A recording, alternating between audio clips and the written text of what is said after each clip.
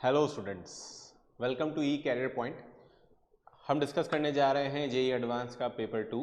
Paper 1 आप लोगों ने देखा था, जिसके अंदर क्वेश्चंस जो थे वो थोड़े से लेंदी थे और क्वेश्चंस के अंदर एक से ज़्यादा फॉर्मूलाज, एक से ज़्यादा कॉन्सेप्ट्स काम में आ रहे थे, इसलिए स्टूडेंट्स को लगा था कि वो पेपर टफ था। मॉडरेट लेवल का पेपर हमने उसको बोला था, जेई एडवांस का पेपर जो 1 हुआ था। नेक्स्ट हम बात करते हैं पेपर 2 के बारे में, देखते हैं कि ये पेपर किस तरह का रहा और क्या इसके सॉल्यूशन थे। चलिए स्टार्ट करते हैं। तो सबसे पहला क्वेश्चन है सेक्शन 1 में से हम बात करेंगे, जिसमें आपके पास सिंगल डिजिट आंसर यानी इंटीग्रल टाइप क्वेश्चंस के ऊपर हम चर्चा करेंगे। क्वेश्चन है concentration of H2SO4 and Na2SO4 in a solution is 1m and 1.8 into 10⁻²m respectively. Molar solubility of PbSO4 in the same solution is x into 10⁻⁻y in scientific notation. Value of y is given. Solubility product of Asp of PbSO4 is this, and H2SO4 के Ka1 very large and Ka2 is 1.2 into 10⁻². Now अगर हम सबसे पहले यहाँ पर देखें तो क्या हमको निकालना है, PbSO4 का हमको सॉल्युबिलिटी निकालना है। PbSO4 एक सॉलिड है, ये इक्विलिब्रियम में अपने आयंस के साथ प्रेजेंट है, Pb+2 aqueous plus SO4-2 aqueous. अगर हम इसकी सॉल्युबिलिटी S मान लेते हैं तो इसकी सॉल्युबिलिटी भी S मानते हैं, इसकी सॉल्युबिलिटी भी S मानते हैं। अब ये तो है केस जब केवल PbSO4 होता, लेकिन साथ में Na2SO4 भी है, H2SO4 भी है, जिनकी वजह से कॉमन आयन इफेक्ट लगेगा और समवॉट सल्फेट की कंसंट्रेशन में थोड़ा बहुत इंक्रीमेंट होगा। तो हमको यहीं पर निकालना है कि सल्फेट के साथ आप जो वो I निकालेंगे, I का मतलब कंसंट्रेशन ऑफ सल्फेट आयन, या फिर मैं बोलूं net concentration of sulphate ion due to Na2SO4 and H2SO4। अब देखिए Na2SO4 H2SO4 में अगर हम बोले तो हमारे पास यहां पर H2SO4 की कंसंट्रेशन 1m, Na2SO4 की कंसंट्रेशन 1.8 into 10⁻²m, और साथ में हम एसिड के मुकाबले ये सॉल्ट को हम बोलते हैं कि सॉल्ट का डिसोसिएशन क्या होता है, ज्यादा फास्ट होता है। इन दोनों में भी अगर हम कंपेयर करें, PbSO4 is a week electrolyte, H2SO4 दो बार आयनाइज होगा due to basicity 2, and Na2SO4 आपका सॉल्ट है, तो ये इसके लिए हम बोलेंगे सबसे तेजी से ये डिसोसिएट होगा।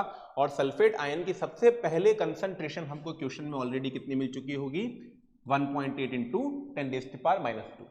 यानी अगर मैं यहां से बात करूं तो प्रॉब्लम किसके साथ है, H2SO4 के साथ। तो हम H2SO4 का डिसोसिएशन थोड़ा सा अंडरस्टैंड करते हैं और उसके साथ बात करेंगे।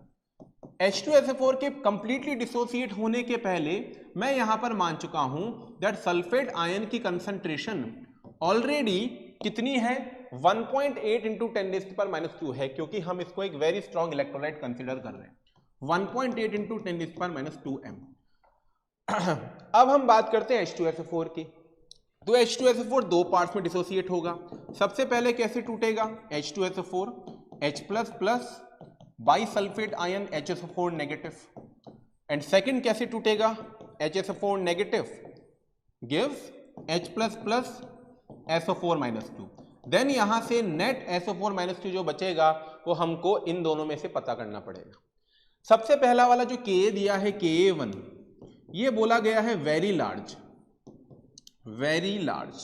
एंड Ka2 जो बोला गया है दैट इज 1.2 into 10⁻²। तो ऑब्वियसली बात है काफी कम है, 1.2 into 10⁻²। तो मुझे इतना क्लियर हो चुका है that Ka1 is very large as compare to Ka2। Ka1 को आप कैसे लिखेंगे, प्रोडक्ट की कंसंट्रेशन अपॉन रिएक्टेंट की कंसंट्रेशन। तो ये होगा हमारा H+ concentration, HSO4 negative concentration upon H2SO4 concentration, right. अब अगर मैं यहां से मानूं कि भाई हमारे पास H2SO4 इनिशियल कंसंट्रेशन दिया गया है, कितना था, 1m। अगर हम इसको स्टार्टिंग में स्ट्रॉन्ग इलेक्ट्रोलाइट माने तो ये जब पूरा डिसोसिएट होगा तो 1m से इसमें क्या मिल जाएगा आपके पास, इसका भी 1m मिल जाएगा एंड इसका भी 1m मिल जाएगा, राइट, गॉट इट। तो इन दोनों का आपके पास 1m मिल जाएगा। तो हम यहां से बोल सकते हैं कि इनिशियली आपके पास H+ HSO4 नेगेटिव H2SO4 जो है ये पूरा का पूरा क्या है, Ka2 से ज्यादा है। आई थिंक यहां तक आपको एज सच कुछ प्रॉब्लम नहीं होगी। देन हम इससे आगे मूव करते हैं। अब आप देखिए H प्लस की कंसंट्रेशन आप 1 मान चुके हैं, HSO4 नेगेटिव की आप 1 मान चुके हैं, तो आपके पास ये ज्यादा आया। अगर इन सब में से देखेंगे तो Ka1 अगर Ka2 से ज्यादा है तो दैट मीन्स 1/Ka1 से ज्यादा क्या होगा, 1/Ka2 होगा, राइट। Ka1 Ka2 से अगर ज्यादा आ रहा है तो इससे मैं क्या पता करता हूं, that is Ka2 has reverse reaction more favourable, Ka2 has reverse reaction more favourable as compare to Ka1, क्योंकि Ka2 की वैल्यू छोटी है तो उसकी रिएक्शन रिवर्स वाली ज्यादा फेवरेबल होगी, reaction more favourable.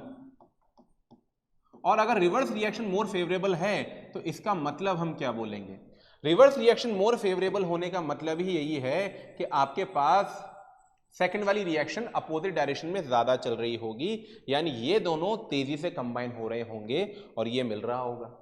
That means H plus and SO4 minus 2, SO4 minus 2 combining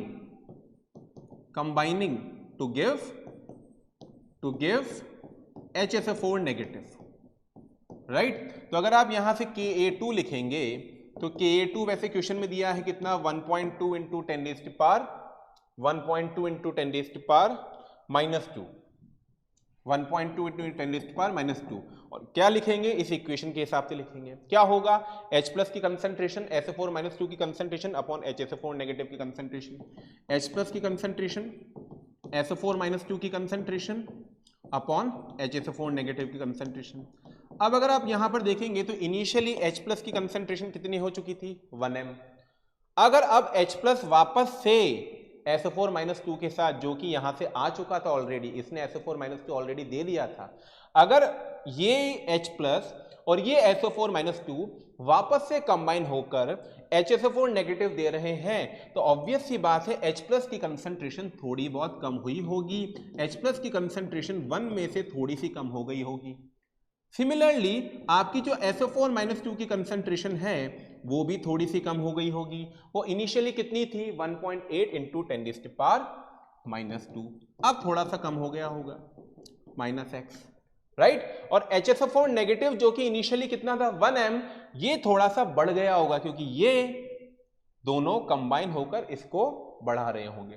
तो आपके पास HSO4 नेगेटिव क्या हो गया होगा, थोड़ा सा इंक्रीमेंट हो गया होगा, यानी 1 प्लस एक्स। अब अगर हम नेग्लिजिबल फैक्टर माने दैट x आपका बहुत छोटा था 1 के कंपैरिजन में, तो इसको मैंने 1 मान लिया, ये खुद एक छोटी वैल्यू है। अगर 1.8 इंटू 10 की पावर माइनस 2 को आप देखेंगे तो ये आपके पास ऑब्वियस सी बात है बहुत छोटी वैल्यू है, तो इसको मैं नेग्लिजिबल नहीं मान सकता। यहाँ पर आपके पास ये 1 हो गया और ये सारी वैल्यूज अगर मैं इसमें पुट करूंगा तो मुझे क्या मिल रहा है, यहाँ पर 1.2 into 10 raised to power minus 2 is equals to H plus की concentration 1, sulphate ion is 1.8 into 10 raised to power minus 2 minus x upon 1 plus x that is 1, right. जब आप पूरा सॉल्व करेंगे तो x आपका कितना आ जाएगा, 0.6 into 10 raised to power minus 2। और जब आप इसको यहाँ पर पुट करेंगे दैट इज सल्फेट आयन की नेट कंसंट्रेशन, सल्फेट आयन की net concentration due to H2SO4 and Na2SO4। जब इसको यहाँ पुट करेंगे तो आपके पास सल्फेट आयन की नेट कंसंट्रेशन आ जाएगी, कितना आएगा, 0.6 माइनस करूंगा ना मैं यहाँ से, तो 1.8 into 10 raised to power minus 2 minus 0.6 into 10 raised to power minus 2, तो कितना आ जाएगा ये हमारे पास 1.2 into 10 raised to power minus 2।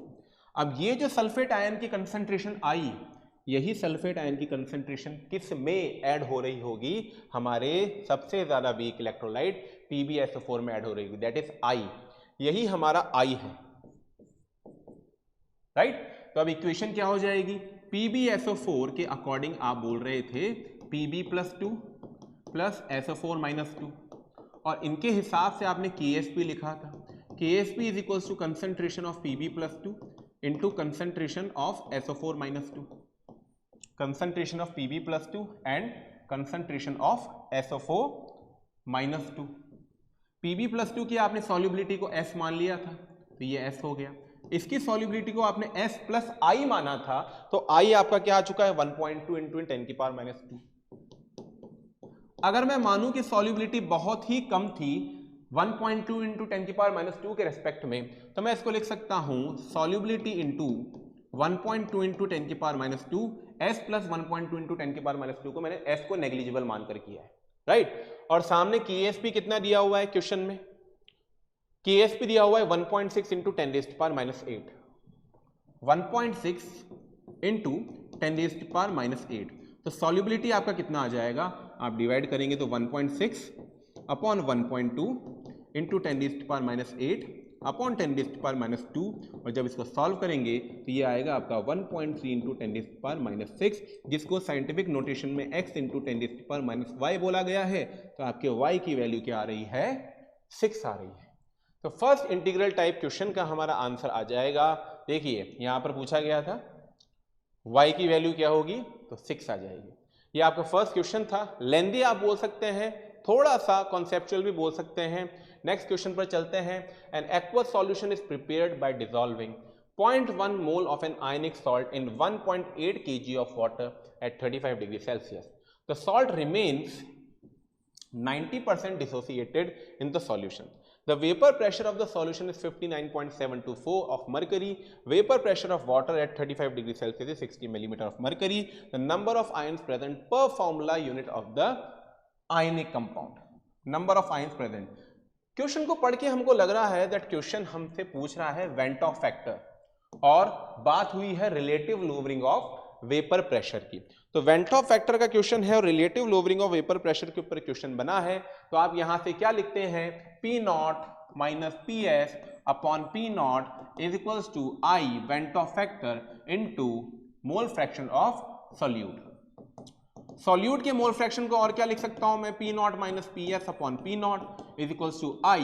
Solute के मोल फ्रैक्शन को मैं लिख सकता हूं moles of solute upon moles of solute plus moles of solvent. लेकिन अगर आप ध्यान से देखें क्वेश्चन को, तो क्वेश्चन में हमको हिंट दे दिया है दैट वेरी डाइल्यूट सॉल्यूशन है। 1.8 किलोग्राम तो वाटर है और केवल 0.1 मोल उसमें सॉल्यूट है। तो वेरी डाइल्यूट सॉल्यूशंस के लिए मैं यहां डिनोमिनेटर में मोल्स ऑफ सॉल्यूट को नेग्लिजिबल मान सकता हूं, और ये क्या आ जाएगा, मोल्स ऑफ सॉल्वेंट आ जाएगा। पुट करेंगे वैल्यू, सारी चीजें निकालेंगे। P0 यानी प्योर वेपर प्रेशर, प्योर हमारे लिक्विड का वेपर प्रेशर कितना होगा, the vapour pressure of the solution is 59.724। तो 59.724 PS है, P0 क्या है 60, तो 60 minus 59.724 upon 60 is equals to I moles of solute. Solute के मोल्स आपने कितने लिए हैं, 0.1, और सॉल्वेंट जो है 1.8 kg, इसके मोल्स आप लोग निकाल लीजिए। मोल्स ऑफ H2O कितने हो जाएंगे, 1.8 kg यानी 1.8 इंटू 1000 अपॉन 18। सॉल्व करेंगे तो आपका 180 इंटू 100, 118 इंटू 100 अपॉन 18, यानी कितने मोल्स आ गए हैं, 100 मोल्स आ गए, राइट। तो 100 मोल्स आ गए तो डिनोमिनेटर में क्या रखेंगे, 100। अब जब आप यहां से I सॉल्व करेंगे तो I आपका क्या होता है, 1 plus n minus 1 alpha. Question के अंदर बोला गया है दैट डिग्री ऑफ डिसोसिएशन हमारा कितना है, डिग्री ऑफ डिसोसिएशन हमको दिया है समवॉट 90%। क्वेश्चन के अंदर बोला गया है दैट डिग्री ऑफ डिसोसिएशन कितना है, 90% है। 90% को अगर मैं वैल्यू में कन्वर्ट करूंगा तो 90% वैल्यू के अकॉर्डिंग, 90% वैल्यू के अकॉर्डिंग अल्फा की वैल्यू कितनी आ जाएगी, 0.9। हम अल्फा की वैल्यू यहां पुट करेंगे, I हम यहां से निकाल चुके हैं, n जब आप सॉल्व करेंगे तो आपको आंसर मिल जाएगा। हमसे पूछा गया है n यानी नंबर ऑफ पार्टिकल्स, देखिए नंबर ऑफ आयंस पर फॉर्मूला यूनिट। जैसे NaCl में 2 आयंस होते हैं, ऐसे कितने आयंस होंगे। तो जब आप इसको पूरे को I को यहाँ पुट करेंगे, I आपका क्या आ जाएगा, 60 माइनस 59.724, तो समवॉट आपका 0.3 बाई 60 इंटू आप करेंगे 100 बाय 0.1। सॉल्व करके जब निकालेंगे तो आपके n की वैल्यू 5 आएगी, राइट। तो ये आपका आंसर है, जिसको आप देख सकते हैं। क्वेश्चन डरावना नहीं है, क्वेश्चन टफ नहीं है, क्वेश्चन सिंपल NCERT लेवल का था। Moving on to next problem. Next question है Consider the strong electrolyte ZmXn, UmYp, VmXn. Limiter molar conductivity of UmYp and VmXn are this and this. The value of m plus n plus p is z plus n, u plus p, v plus n, x minus m, y minus m की infinite पर molar conductivity दी हुई है और साथ में हमको graph दिया है ZmXn। देखिए आप ZmXn का हमको इनफाइनाइट पर मोलर कंडक्टिविटी नहीं दी है, UmYp की दी है, VmXn की दी है, ZmXn की नहीं दी है, राइट।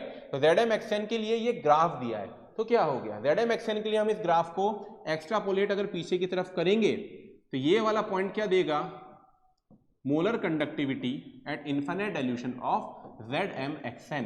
अब अगर आप यहां से देखेंगे 336, 337, 338, 339 एंड सेम 340, तो मुझे यहां से सारा डाटा क्या क्या मिला है, that lambda naught of ZmXn is equals to 340,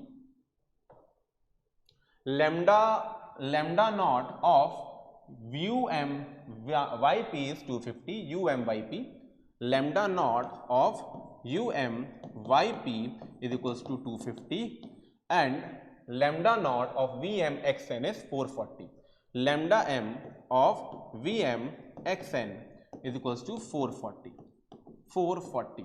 अब इसके हिसाब से इक्वेशंस लिखिए जो कोलरॉश में आप पढ़ते थे, क्या पढ़ते थे, that m ions of lambda naught z plus n ions of lambda naught x, ऐसे ही आप यहां लिखेंगे तो m ions of lambda naught u, z के ऊपर चार्ज नहीं लिख रहा हूं मैं, चार्ज कितना हो जाएगा क्रॉस करेंगे तो आ जाएगा z प्लस n, ठीक है। यहां पर m lambda naught u plus p lambda naught y, अगले के हिसाब से लिखेंगे तो m lambda naught v plus n lambda naught x, ये लिख लिया।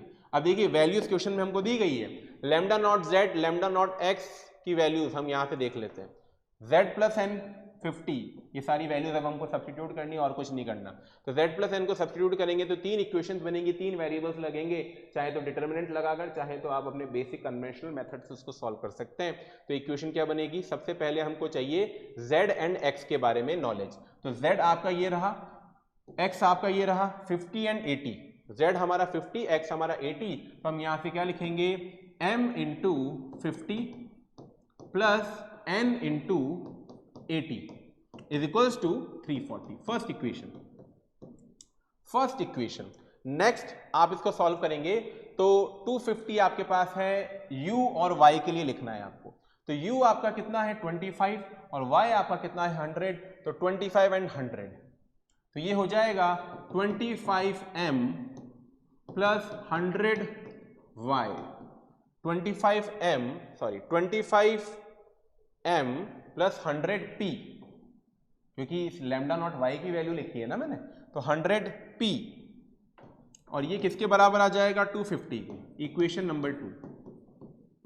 नेक्स्ट आगे मूव करें तो आगे आपके पास है लैम्डा नॉट v और लैम्डा नॉट x हमको पूछा गया है, lambda naught v and lambda naught x 180, तो हम यहां से लिखेंगे 100m plus 80n is equals to 440। जब आप इन तीनों इक्वेशंस को सॉल्व करेंगे तो आपको अपने रेस्पेक्टिव आंसर्स मिल जाएंगे, राइट। तो जब आप इसको सॉल्व करेंगे तो आपको अपने इन 3 इक्वेशन 3 वेरिएबल से आंसर मिल जाएगा और आपका आंसर आएगा n is equals to 3, m is equals to 2 and p is equals to 2। तो n plus m plus p हमसे पूछा गया है क्वेश्चन में, कितना आ जाएगा m plus n plus p, 3 plus 2 5 plus 2 7। Moving on to next problem. Next question जो है सेक्शन 2 का है। क्वेश्चन कौन से चैप्टर का आप मान सकते हैं, मोल कॉन्सेप्ट का। क्वेश्चन के अंदर फॉर्मूला मेकिंग का कुछ काम आएगा, यानी एम्पेरिकल फॉर्मूला मेकिंग क्वेश्चन आ रहा है। अब इस क्वेश्चन के अंदर बोला गया है to check the principle of multiple proportions और series of pure binary compounds PM QN were analyse and their composition is tabulated below, the correct options are. यानी P कोई एक एलिमेंट है, Q कोई एक एलिमेंट है, इनके बीच में सर्टेन कंपाउंड्स बन रहे हैं लॉ ऑफ डेफिनिट प्रोपोर्शन से, और उसकी वजह से जो कंपाउंड्स अलग अलग बन रहे हैं उनके परसेंटेज कंपोजिशन हमको दिए हैं और पूछा जा रहा है कि भाई आपके पास इनमें से करेक्ट ऑप्शन कौन सा होगा। तो ऐसे क्वेश्चंस के लिए सबसे बढ़िया चीज होती है कि आप हिट एंड ट्रायल से जल्दी से इस क्वेश्चन को सॉल्व कर लें। फर्स्ट ऑफ ऑल आप लिमिटिंग रिएजेंट, आप इंपेरिकल फॉर्मूला मेकिंग का क्वेश्चन लगाकर इनके फॉर्मूला जो आप एक्सपेक्टेड है वो डिराइव कर सकते हैं। तो सबसे पहले मैं यहां पर देख रहा हूं कि इंपेरिकल फॉर्मूला मुझे बनाना है फर्स्ट वाले प्रॉब्लम का, इंपेरिकल फॉर्मूला मेकिंग। तो फर्स्ट सॉल्ट, जो सबसे पहला सॉल्ट मुझे दिया उसमें P/Q, P/Q। सेकेंड सॉल्ट जो मुझे दिया उसमें P/Q एंड थर्ड सॉल्ट जो मुझे दिया उसमें P/Q। इंपेरिकल फॉर्मूला बनाने के लिए सिंपली आप क्या करते हैं, जो परसेंटेज दिया है उसे मास माने, मोलर मास से डिवाइड करें और वो रेशियो निकाले तो इंपेरिकल फॉर्मूला बन जाता है। मैं P का मोलर मास P से ही डिनोट करूंगा, Q का मोलर मास Q से ही डिनोट करूंगा। तो आप देखते हुए चलिएगा। तो P/Q में सबसे पहला जो आपका कंपाउंड था 50-50 का मतलब मैं गिवन मास भी कितना मान रहा हूं P का 50 और Q का भी गिवन मास कितना मान रहा हूं 50। P के अगर मोल्स निकालने तो given mass upon molar mass of P, तो मैं P ही लिख रहा हूं मोलर मास ऑफ P को, और यहां पर मैं Q ही लिख रहा हूं मोलर मास ऑफ Q को। ऐसे ही अगर आप सेकंड वाला इंपेरिकल फॉर्मूला डिराइव करेंगे तो वो क्या हो जाएगा 44.4 upon 55.6 upon P upon Q। 44.4 by P is to 55.6 by Q। ऐसे ही अगर आप थर्ड सॉल्ट पर जाएंगे तो थर्ड सॉल्ट आपका क्या है 40-60 यानी 40 आपका अपॉन में P इज टू 60 आपका अपॉन में Q। तो वापस से 3 इक्वेशन और 2 वेरिएबल्स हैं। बेस्ट ऑप्शन ये है बच्चों कि आप डायरेक्ट ऑप्शन को टिक कीजिए, क्रॉस चेक कीजिए, आंसर निकाल लीजिए। जैसे सबसे पहले वाले में if empirical formula of the compound 3 is P3O4 then the empirical formula of compound 2 is P3Q5। तो अगर थर्ड वाले कंपाउंड का इंपेरिकल फॉर्मूला P3O4 है then the empirical formula of the compound 2 is P3O5। आप अगर मान लीजिए P3O4 थर्ड वाले का अगर आप P3O4 मान रहे हैं यानी इस रेशियो को 3 मान रहे हैं और इस रेशियो को अगर आप 4 मान रहे हैं तो 40/P इज इक्वल्स टू 3। इस हिसाब से 40/P इज इक्वल्स टू 3, तो P आपका क्या आ जाएगा 40/3, ये मोलर मास हो जाएगा।